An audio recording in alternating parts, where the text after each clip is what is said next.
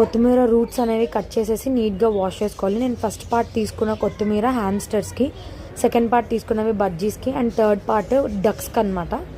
So roots అనేవి cut చేసేసి నీట్గా వాష్ చేసుకొని ఎంత వీలైతే అంత చిన్న పీసెస్గా కట్ చేసుకోవాలి. సో అప్పుడే డక్స్ అనేవి ఫాస్ట్గా తినగలం అనమాట. అలాగే బజ్జీస్కి కూడా ఎంత వీలైతే అంత నీట్గా చిన్నగా చేసుకోవాలి, అప్పుడే అవి ఈజీగా తినగలవు.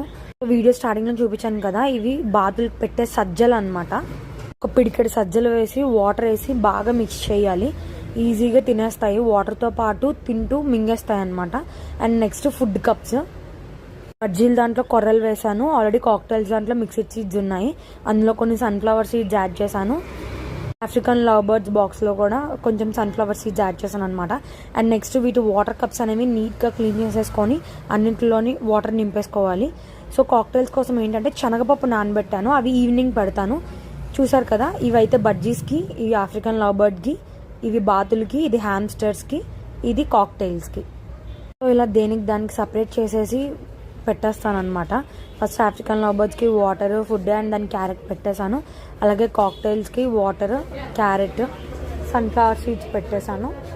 బజ్జీస్కి కూడా సేమ్. అండ్ డక్స్ అయితే బీభత్సం చేసేస్తాయి. అసలు బాక్స్ చూడగానే చాలు పిచ్చెక్కిపోతాయి.